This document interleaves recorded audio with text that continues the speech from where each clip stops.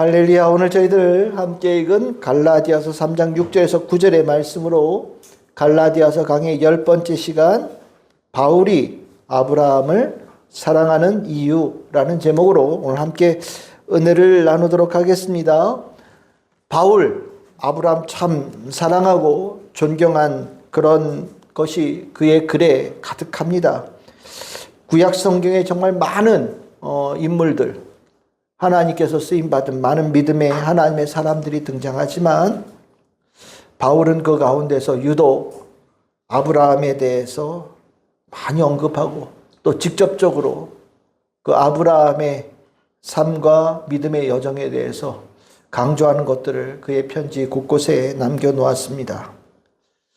무엇이 바울에게 수많은 구약 성경에 하나님의 사람들이 있음에도 불구하고 바울에게 이렇게 유독 마음을 두는, 바울의 마음을 사로잡은 아브라함이 매력은 무엇이고 특별함은 무엇일까?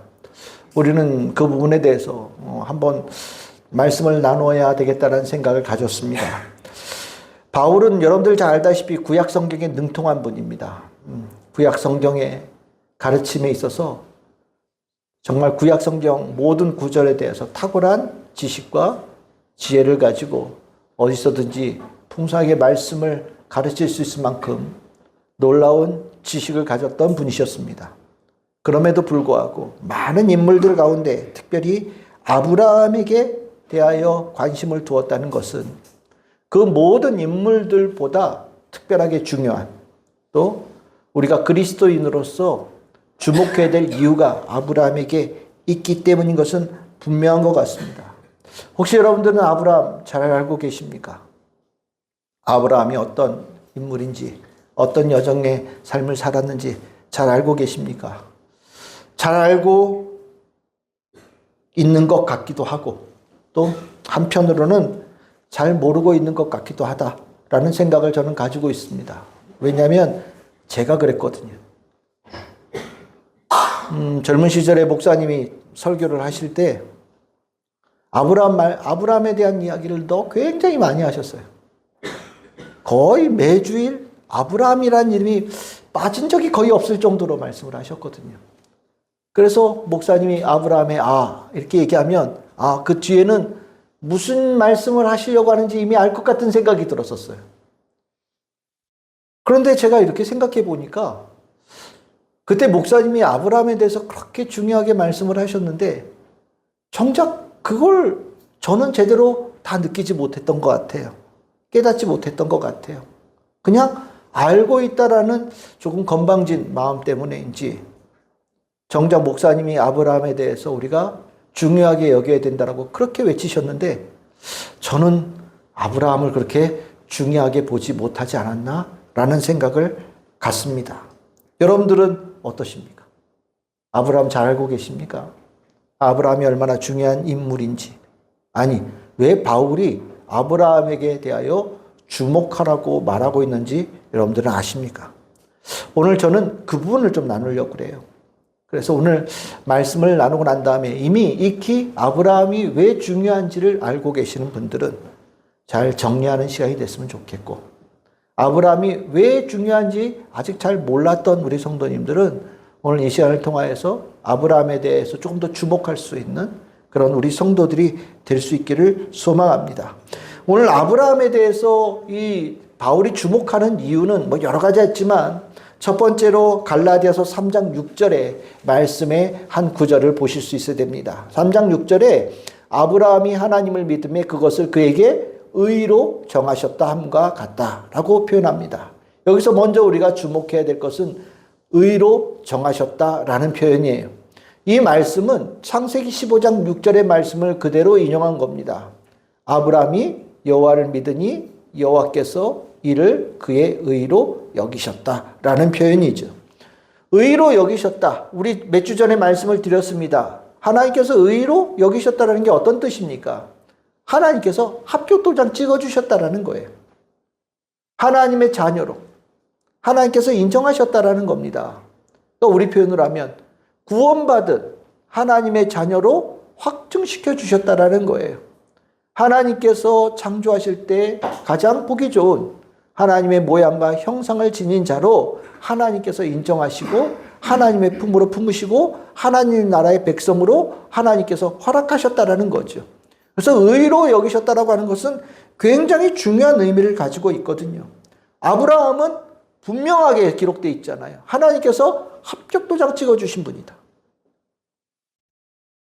성경에 하나님께서 이렇게 합격도장을 쾅 찍으셨다라고 표현하는 분들이 그렇게 많지 않아요.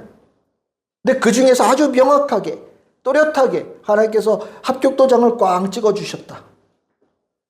그러니까 아브라함은 주목될 수밖에 없는 분이에요.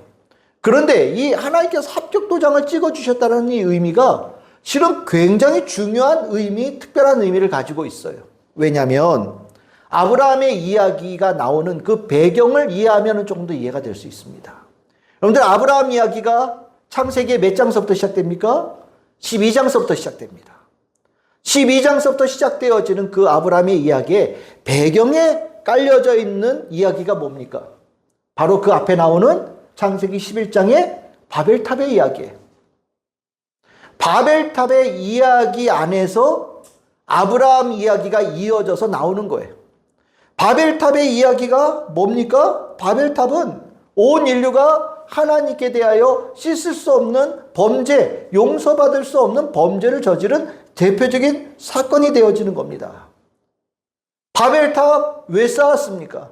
사람들이 탑을 높게 쌓아서 하늘에 닿게 하고 그 하늘에 닿게 함으로써 하나님, 이 온 땅에 이름을 내고 하나님의 권세에 대하여서 적극적으로 우리가 맞서자라는 뜻으로 세운 게 바벨탑이에요.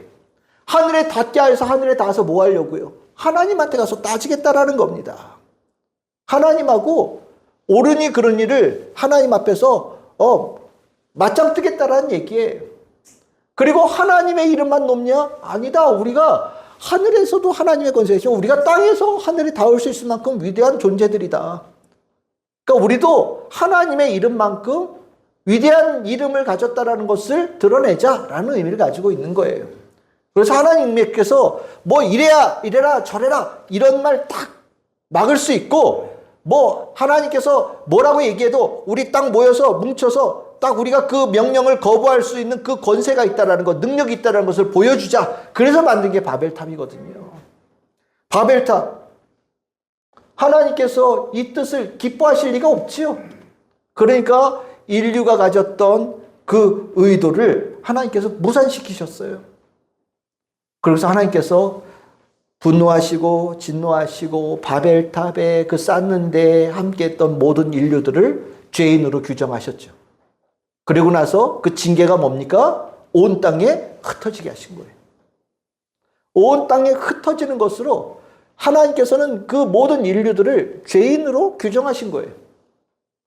소망이 없는 거예요. 그 누구도 의로운 자가 없는 상황이 바벨탑 사건으로 일어난 결과물입니다. 하나님께 누구도 의롭다고 인정받을 수 없는 완전히 암울한 그 현실 속에서 오늘 한 줄기 빛이 밝혀지기 시작한 거예요.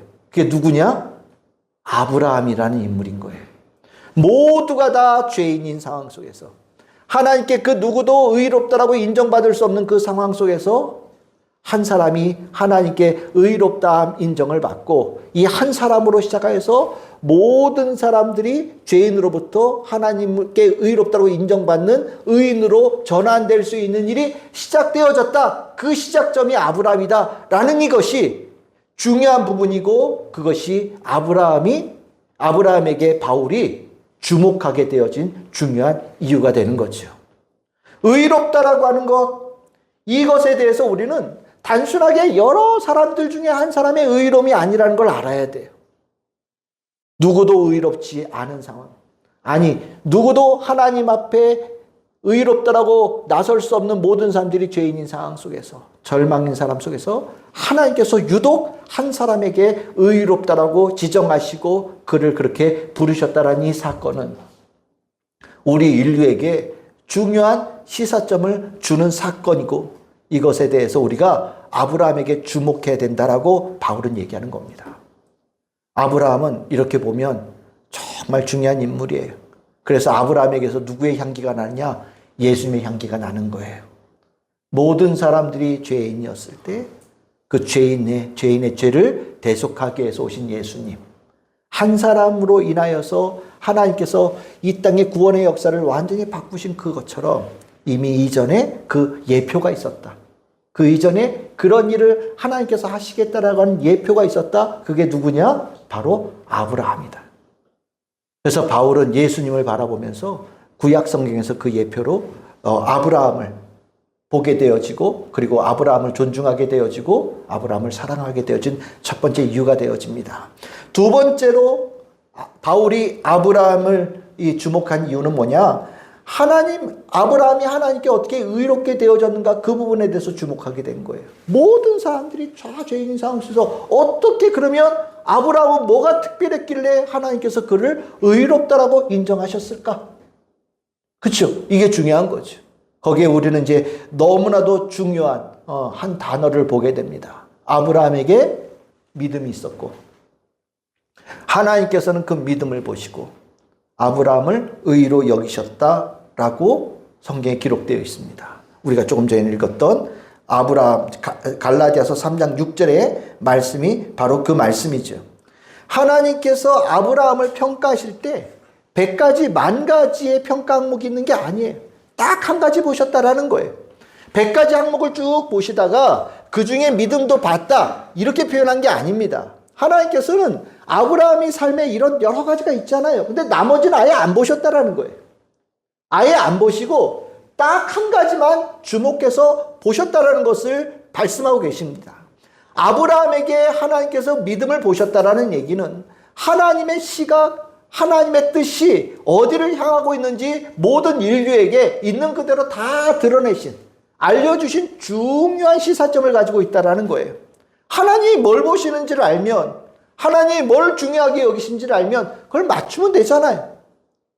우리가 하나님이 뭘 중요하게 여기시는지를 몰라서 이것도 준비하고 이것도 준비했습니다. 뭘 좋아하실지 몰라서 상다리 부러지게 이만큼 준비했습니다 라고 우리가 나갈 수 있을 그 상황에서 하나님은 내가 좋아하는 건 이거 한 가지다, 내가 원하는 건 이거 하나다 라고 분명하게 아브라함을 통해서 온 인류에게 계시하셨다라는 거예요. 이게 뭡니까? 믿음이라는 거죠. 그러니까 믿음에 대한 중요함은 인간의 시각으로 보는 믿음의 중요함과 하나님께서 보는 그 믿음의 중요함은 완전히 차원이 달라요. 우리는 믿음도 있어야죠, 이렇게 생각할지 모르지만 하나님은 어떻게 말씀하신다고요? 믿음만 있으면 된다라고 말씀하신다라는 거예요. 결국 우리의 생사의 모든 좌우되어지는 중요한 요소는 믿음이라는 것을 얘기하는 거죠. 그럼 우리 아까 다시 바벨탑 사건으로 돌아가 봅시다. 바벨탑 사건에 거기에 있었던 사람들은 어떤 사람들입니까? 믿음이 없는 사람들인 거예요. 하나님에 대한 믿음이 없는 사람들이 바벨탑을 쌓는데 함께 했던 사람들인 거예요. 그렇죠? 하나님 못 믿으니까 하나님한테 올라가서 하늘에 닿아서 뭐가 옳고 그른지를 하나님하고 따져 묻겠다라고 나서는 거고요. 그렇죠? 하나님만 믿기 싫으니까 내 이름도 나타내기를 원하고 하나님의 명령에 거부하는 그런 의지를 가지고 바벨탑을 쌓은 거 아닙니까? 바벨탑을 쌓는 게 이게 보통 실력입니까? 우리 지금 빌딩 100층짜리 좀 넘어가는 것도 이거 아무나 만들 수 없다고 그러잖아요. 정말 놀라운 기술이죠. 하늘에 닿을 정도로 높이 쌓는 빌딩, 그 바벨탑. 기술도 있고 힘도 있고 자원도 있고 다 있는 거예요. 인간으로 보면 가장 뛰어난 사람들일 수도 있어요. 근데 하나님은 그들이 무엇을 가졌는지, 얼마나 재능을 가졌는지, 어떤 기술을 가졌는지 다 안 보신다라는 거예요. 딱 하나 믿음을 보신다라고 하는 것이 이 이야기에 나와 있는 거죠. 그러니까 아브라함 보면 아무것도 없는 사람이에요. 탑을 쌓을 수 있는 사람입니까? 집이 있는 사람입니까? 땅이 있습니까? 뭐가 있어요? 아무것도 없는 사람이에요. 그런데 하나님께서는 세상으로 볼 때는 저 구석에 아무것도 아닌 그 사람에게 주목하셨다. 왜? 그가 가지고 있는 믿음을 보셨기 때문에 하나님께서 그를 주목하셨다라고 얘기하는 거죠. 믿음에 대한 이 중요함은 하나님의 눈에는요, 가장 밝은 빛이에요. 우리의 눈에는 그 믿음이 제대로 보이지 않지만 하나님의 눈에는 믿음이 가장 밝게 빛나는 빛이에요. 나에게 있어서 하나님께서 보시는 것은 믿음의 빛이 꺼져 있으면 나는 완전히 깜깜한 존재가 되는 거고요. 아무것도 없어도 믿음을 가지고 있다면 가장 밝게 빛이 나는 존재로 하나님의 눈에 보인다라는 거예요. 이것이 하나님께서 아브라함을 통해서 우리에게 알려주신 겁니다. 갈라디아 지금 성도들에게 이 편지를 쓰고 있잖아요. 이 편지를 쓰는 이유가 바로 이 문제가 직결되어지는 거죠. 지금 이제 유대인계 그리스도인들에게 영향을 받아서 하나님께 인정받으려면 할례도 받아야 되지 않겠냐라고 주장하는 사람들에게 지금 믿음이 흔들리고 있잖아요. 뭐 다른 조건들을 낸단 말이죠. 할례도 받고 뭐 율법도 지키고 뭐 이런 것들에 대해서 조건들을 막 붙이는 상황 속에서 바울은 아브라함을 얘기하는 거예요. 하나님이 할례 받은 거 보시든 하나님께서 아브라함에게 돈 있는 걸 보시든 그런 거 아니지 않습니까? 하나님은 아브라함에게서 믿음 보시고 그 믿음으로 의롭다라고 인정하셨으니까 우리는 그것을 주목해야 됩니다라고 얘기하는 거예요. 여러분들 아브라함이 먼저 태어났습니까? 모세가 먼저 태어났습니까? 아브라함이 먼저 태어났죠. 한참 전의 사람이에요. 몇백 년 전의 사람입니다. 하나님께서 먼저 아브라함에게 하나님은 무엇을 좋아하시는지 이미 알려주셨어요. 그런데 그 뒤에 몇백 년 뒤에 모세를 통하여서 하나님께서 율법을 주셨죠. 이 두 개의 중심을 사람마다 좀 다르게 보는 거예요. 유대인들은 어떻게 보냐? 아브라함에게 주신 것에 대해서 모자르니까 하나님께서 모세를 통하여 개정판을 주셨다. 그러니까 아브라함보다 모세의 율법이 더 중요한 거 아니냐라고 얘기하고 있는 거예요. 근데 모세는 오히려 거꾸로 오리지널한 것이 더 중요한 게 아니냐. 가장 먼저 주신 오리지널한 것이 하나님의 뜻이다. 하나님께서 의로 여기신다고 분명히 말씀하지 않으셨냐. 믿음을 하나님께 의로 여기신다는 것이 하나님의 본래 뜻이다. 이것이 모세가 율법으로 하나님의 백성 되어지는 그 길보다 먼저 있었던 길이고 더 중요한 것이다라고 가르치는 거예요. 이것이 모세보다 아브라함을 더 중요하게 바울이 여기는 굉장히 중요한 포인트가 되어집니다. 오리지널한 거 중요하죠. 우리 교회도 똑같습니다. 우리 교회의 사이즈로 본다면 오늘 이 시간이 전 세계에서 지금까지 역사 속에서 가장 교회가 큰 때예요. 몇천 명이 들어가는 성전들 우리나라에만 해도 굉장히 많잖아요. 교회들 너무너무 많습니다. 큰 건물들 많은 사람들이 모여서 예배드리는 이 모습들 정말 교회 사이즈로만 본다면 지금이 가장 번성하는 시기예요. 늘 그래 왔어요. 그런데 우리는 교회에 대해서 가장 이상적인 교회를 어디로 둡니까? 오리지널한 교회를 두죠. 그걸 초대교회라고 얘기합니다. 우리가 오늘 이렇게 넉넉하게 큰 건물에서 예배를 드리고 신앙생활하고 있지만 우리는 언제나 지향하는 바가 있어요. 오늘 이 시간에 가장 큰 교회를 바라보면서 그것을 담고 싶다라고 얘기하는 것이 아니라 가장 처음에 세워진 교회. 그 힘들고 어려운 상황 속에서도 예수님 사랑하고 성도들 간에 서로 사랑하면서 믿음을 지키기 위해서 싸웠던 그 시절의 초대교회를 우리가 돌아가야 될, 우리가 닮아가야 될 교회라고 얘기하거든요. 오리지널의 힘이에요. 그래서 바울은 하나님께서 의의를 여기시는 가장 오리지널한 모습이 바로 아브라함의 믿음을 보시고 의로 여기셨다는 것이 하나님께서 첫 번째 우리에게 가르쳐주신 계시니 그 계시를 따르는 것이 마땅하고 그것을 중요하게 여기는 것이 당연하다라고 얘기하고 있는 겁니다. 그러니까 아브라함을 모세가 사랑할 수밖에 없는 거죠. 그래서 갈라디아서 3장 7절에 바울이 이렇게 얘기합니다. 믿음으로 말미암은 자들은 아브라함의 자손인 줄 알지어다. 이 아브라함의 자손이 어떤 뜻입니까? 육신으로 뭐 유대인이냐 이런 얘기하는 게 아니죠. 하나님께서 의로 여기신 자손들, 그 계보에 있는 사람들. 하나님께서 의로 여기시면 유대인이냐 유대인이 아니냐 이거보다 훨씬 더 우월한 개념이잖아요. 내가 한국 사람이냐 일본 사람이냐 미국 사람이냐 이거보다 더 중요한 거는 하나님 나라 백성이냐가 중요한 거예요. 구원받은 백성이냐가 중요한 거거든요. 그걸 아브라함 자손이라고 이해하시면 됩니다. 아브라함 자손이 되려면 어떻게 되느냐? 할례 받아야 된다고요? 아니다. 믿음을 하나님께서 보시고 믿는 자를 하나님께서 아브라함의 자손, 하나님의 백성, 하나님의 자녀로 인정하신다. 우리가 이 믿음에 대하여서 중요함을 알게 되어지고 나면, 믿음에 대해서 하나님께서 얼마나 주목하고 계신지를 알게 되어지면 아브라함이 왜 중요한지를 깨닫게 되는 거죠. 바로 모세가 우리가 아브라함에게 주목해야 되는 이유가 바로 여기 있다라고 가르쳐 주는 겁니다. 세 번째입니다. 바울이 아브라함에게 주목한 이유는 아브라함으로 말미암아 땅의 모든 족속이 하나님의 복을 받는 길이 열렸다라는 것을 주목하였어요. 그러면서 하나님은 유대인들뿐만 아니라 이방인들 모든 사람들이 하나님께 복 받기를 원하신다는 것을 하나님께서 아브라함을 통해서 알리셨고, 이것이 하나님의 근원적인 뜻이다 라고 말하면서 이것이 바울이 아브라함을 사랑하고 존경하는 중요한 이유로 언급합니다. 갈라디아서 3장 8절이죠. 저 뒤쪽에 이렇게 나옵니다. 모든 이방인이 너로 말미암아 복을 받으리라.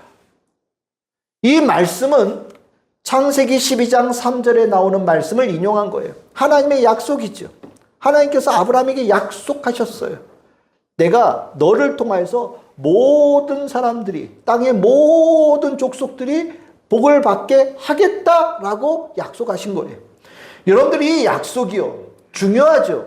하나님의 약속은 중요한 겁니다. 왜냐하면 하나님은요, 약속을 지키기 위해서 하시는 거예요.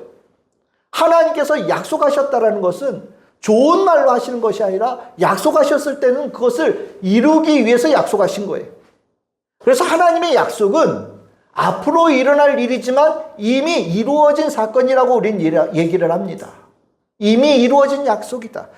하나님의 입에서 나오시는 순간 이미 이루어진 거다라고 우리는 이야기하거든요. 하나님께서 아브라함에게 약속하셨다라는 것은 이미 그것이 반드시 이루어질 일이라는 거예요.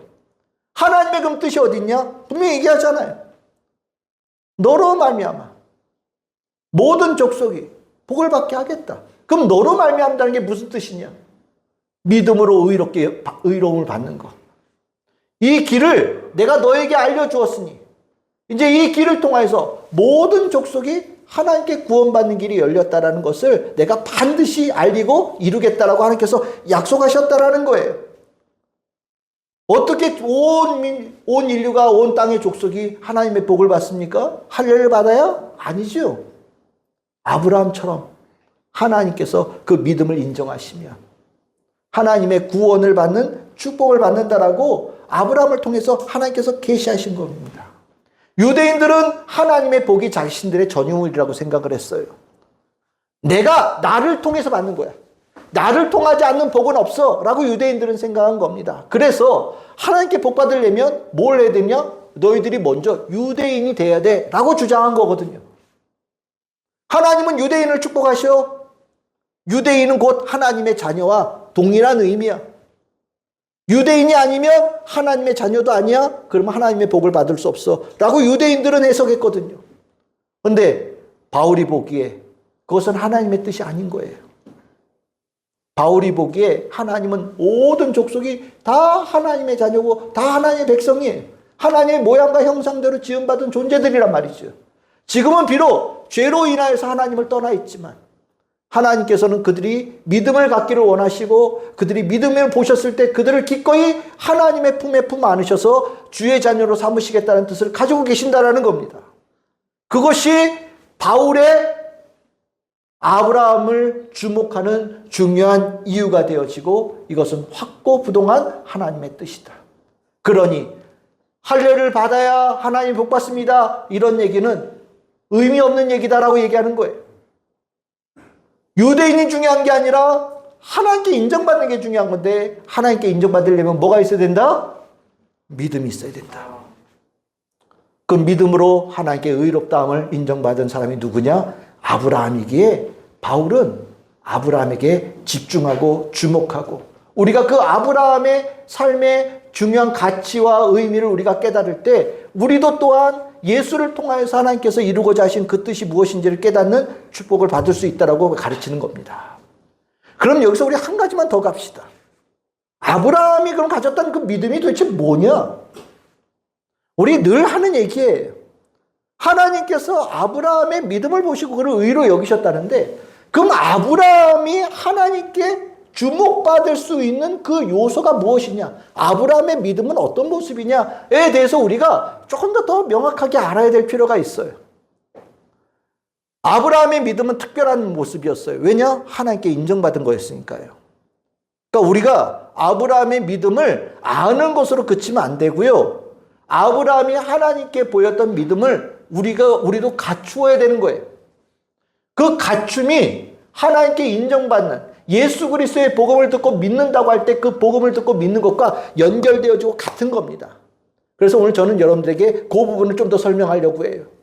바울이 아브라함을 사랑할 때 이 갈라디아서만 쓴 게 아니에요. 우리가 이미 봤듯이 로마서 4장에도 아브라함의 이야기를 길게 적어놓고 있습니다. 중요한 인물로 언급하는 거죠. 그러면서 거기에 이제 아브라함의 믿음의 특별한 요소를 몇 가지를 얘기하는데, 로마서 4장 18절에 보시면 이렇게 얘기합니다. 아브라함이 바랄 수 없는 중에 바라고 믿었으니, 이렇게 표현해요. 바랄 수 없는 중에 바라고 믿었다. 이게 도대체 무슨 뜻이냐? 이게 하나님께서 믿음이라고 보셨다는데 이게 도대체 무슨 뜻이냐? 이 말씀에 대해서 성경에는 조금 다르게 표현되어진 데가 있어요. 바로 우리가 너무나도 잘 알고 있는 히브리서 11장 1절에서 2절이에요. 믿음은 바라는 것들의 실상이고 보이지 않는 것들의 증거다. 알 것 같기도 하고 약간 이해가 안 되는 애매모호한 구절이죠. 이걸 어떻게 이해하면 좋을까? 어떻게 설명하면 좋을까? 제가 늘 고민한 주제들이었거든요. 근데 제가 이러면서 제가 이해한 바는 이거예요. 하나님께서 주시는 거는 다 받는 것. 하나님께서 주시는 것은 무엇인지 다 받는 게 믿음이다. 보이느냐 보이지 않느냐, 있을 만한 일이냐 있을 수 없는 일이냐, 이게 중요한 게 아니에요. 제가 여러분들 얘기할 때는 여러분들은 머릿속으로 여러 가지 판단하고 분별해서 들으셔도 돼요. 근데 하나님께서 우리에게 약속하신 바에 대해서는, 말씀하신 바에 대해서는 거를 것 없이 있는 그대로 다 받아들이는 게 믿음이에요. 아브라함은 하나님께 대하여 그런 사람이었고, 하나님께서는 그를 믿음 있는 자로 여기시고 의롭다고 여기셨다라고 바울이 우리에게 가르쳐주고 있어요. 하나님께서 주신 것, 무엇을 주셨길래? 우리 대표적으로 알잖아요. 나이 80에 하나님께서 찾아오셨죠. 내가 너에게 자식을 주겠다. 나이 80에 자식을 갖는다라는 게 실은 쉬운 일이 아니잖아요. 우리 같으면 여러 가지 막 생각하고 따졌을 거예요. 근데 아브라함은 그게 없었다는 거예요. 하나님께 자식을 주신다고 말씀하시면 있는 그대로 다 받아들였다는 겁니다. 내가 너에게 땅을 주겠다? 너 돈이 하나도 없는데 이런 거 안 물어보고요. 하나님께서 말씀하시면 있는 그대로 그 말씀을 다 받아들였다는 거예요. 그게 쉽냐고요? 쉬운 일은 아니죠.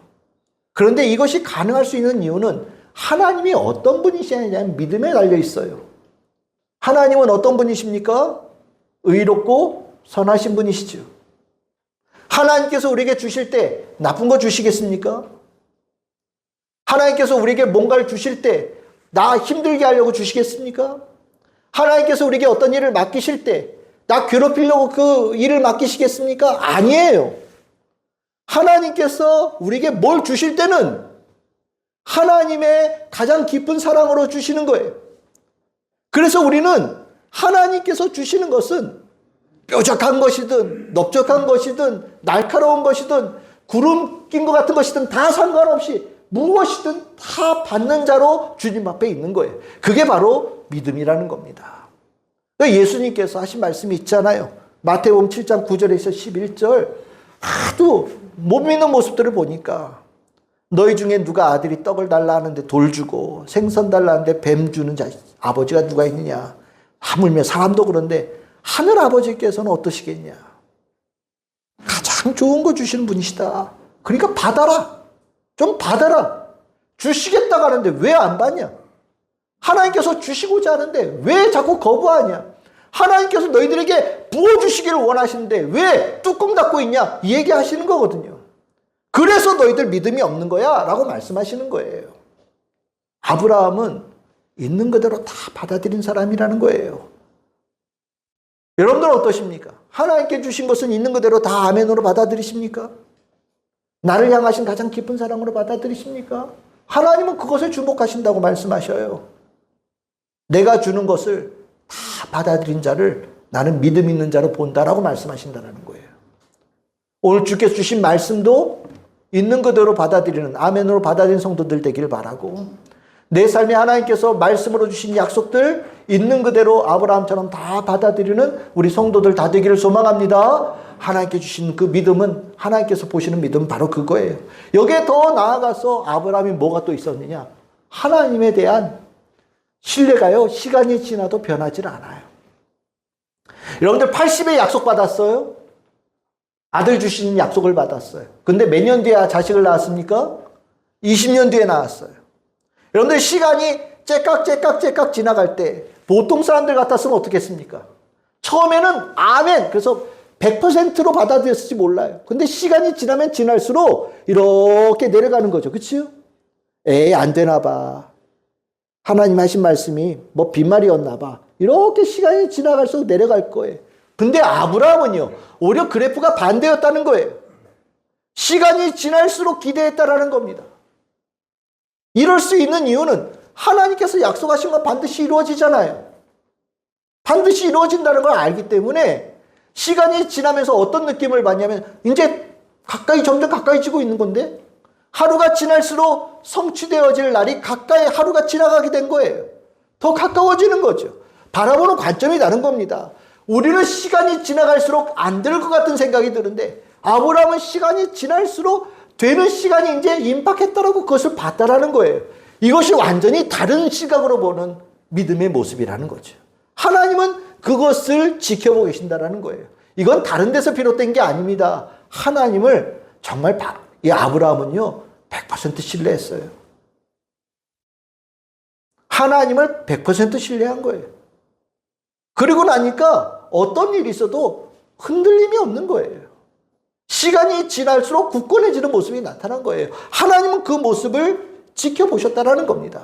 그래서 로마서 4장 19절에서 21절 나오잖아요. 몸이 약해 죽은 것 같고 사라의 태가 죽은 것 같음을 알고도 어떻게 했다고요? 믿음이 약해지지 아니하였다. 의심하지 않았다. 라고 얘기를 해요. 그래프가 시간이 지나가면서 올라갔다라고 얘기하는 거예요. 하나님께서 우리에게 원하시는 믿음의 모습이에요. 그걸 믿음이라고 얘기한다라는 겁니다. 우리 성도들에게 그 믿음이 있기를 소망합니다. 다 약속이 있죠. 저도 하나님께서 주신 약속이 있어요. 이 교회를 향해서 주신 약속이 있어요. 시간이 지나고 있죠. 안 될 것 같아. 믿음 없음이에요. 하나님께 주신 약속은 이루어집니다. 시간이 지나면 이제 가까이 다가왔어 라고 보는 것이 하나님께서 우리가 가져야 될 믿음이라고 요구하신다는 거예요. 여러분들에게 하나님께 주신 뜻은 반드시 이루어집니다. 하나님은 그런 분이셔요. 시간이 지날수록 신뢰가 깊어져가는 우리 성도들이 되기를 소망합니다. 그럼 이 모습을 보시면서 하나님께서 얼마나 기뻐하셨겠어요? 하나님께서 보시는 기준으로 본다면 그 믿음이 0.1%도 양에 안 찰지 몰라요. 그런데 그 0.1%의 그 가능성을 하나님께서 귀하게 여기신 겁니다. 그러고 보니까 아브라함이 사람인지라 약간 흔들리고 약간 슬럼프가 올 때마다 하나님은 어떻게 하셔요? 찾아오시는 거예요.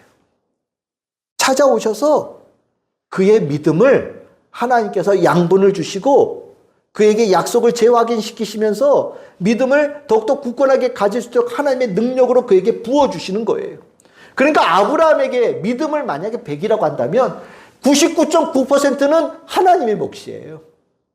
엄밀하게 얘기하면 아브라함이 가졌던 믿음의 몫은 총량으로 따지면 0.1%도 안 될 수도 있어요. 근데 중요한 것은 그 가능성, 조그마한 겨자씨만한 믿음을 보시고 하나님께서 그에게 믿음의 모든 것을 채울 수 있도록 축복해 주셨다는 게 중요한 거죠. 믿음의 사람은요, 하나님께서 키우는 사람이에요. 믿음의 사람은 하나님께서 먹이시고 하나님께서 이끄시는 사람이에요. 그 축복을 누리는 사람이 바로 아브라함의 삶이었고요. 그것을 할 때마다 하나님의 기대에 부응하면서 믿음이 점점점 자라가는 모습을 아브라함의 삶에서 보인 거예요. 먹이시면 먹는 거예요. 믿음을 먹이시면 믿음을 먹고 믿음이 조금씩 자라는 거예요. 하나님에 대해서 기대하신 만큼 자라가는 그 모습이 아브라함에게 있었다라는 거예요. 믿음 자라야 됩니다. 10년 전 믿음 가지고 오늘까지 사는 거 불가능한 일이에요. 자라는 믿음을 하나님께서 믿음으로 보셔요. 쇠퇴되어지는 믿음도 있어요. 20년 전이 제일 좋았고 10년 전이 제일 좋았던 사람들도 있어요. 그거는 믿음이라고 얘기할 수 있을지 모르지만 하나님께서 바라시는 믿음의 모습은 아니에요. 하나님께서 여러분에게 은혜 주셨죠? 어제도 은혜 받으셨죠? 오늘도 우리는 은혜를 받고 살 겁니다. 내일도 하나님께서 사랑으로 우리에게 은혜를 주십니다. 우리는 그 은혜 받고 믿음이 나날이 성장되어져 가는 것. 성장되어져 갈 때 하나님께서는 그 모습을 기뻐하시고 인정하시는 자로 하나님께서 품으신다는 거 우리가 꼭 기억해야 될 줄 믿습니다. 아브라함은 중요한 인물이에요. 정말 보면 볼수록 알아가야 될 모습이 너무 많고요. 우리가 예수 그리스도의 복음에 대해서 어떠한 자세로 그 복음을 듣고 믿고 따라야 되는지를 아브라함은 중요한 모범으로 우리에게 먼저 보여준 분입니다. 아브라함이 보이면 내 믿음의 건강한 모습이 어때야 될지 보이는 거예요. 아브라함이 나와 거리가 저 멀리 있는 사람처럼 보인다면 나는 하나님께서 인정하시는 자의 삶과 좀 떨어져 있는 삶을 살고 있다라고 생각하셔도 돼요. 갈라디아 지역의 교회와 성도들은 실은 아브라함의 모습과 좀 동떨어져 있는 사람들인 거죠. 아브라함이 하나님께 의롭다고 인정받은 것처럼 그 모습으로 예수 그리스도의 복음을 듣고 따르면 다 합격인데 아브라함의 모습이 갈라디아 지역의 성도들의 모습에서 나타나지 않은 거예요. 그러니까 그들을 고치려고 편지를 쓰면서 아브라함을 말하고 있습니다. 이제 우리의 몫이죠. 여러분들은 아브라함 잘 아십니까? 그리고 여러분들은 아브라함의 모습과 내 모습이 얼마나 닮아 있으십니까? 로마서 4장 22절에 보시면 분명히 얘기합니다. 하나님은 그에게 의로 여겨졌다. 그것이 하나님께서 의로 여기신 중요한 모습이다. 바울은 이 한마디로 딱 요약을 해요. 저는 우리 성도님들이 하나님께서 인정하시는 성도들이 다 되기를 원합니다. 하나님께 인정받는 자로 이 땅에서 살아가는 승리자가 되기를 원해요. 그러려면 무엇이 필요합니까? 믿음이 필요해요. 아브라함이 하나님께 보였던 그 믿음이 우리에게 있어야 돼요. 우리는 그것을 갖추기 위해서 함께 신앙생활하고 함께 서로 격려하면서 함께 기도하고 말씀 나누면서 살아가는 겁니다. 오늘의 믿음보다 내일이 더 믿음이 아름다워져서 하나님께서 날마다 보시며 흡족해 하시고 기뻐하시는 우리 참 즐거운 게 모든 성도들 되기를 주님의 이름으로 축복합니다.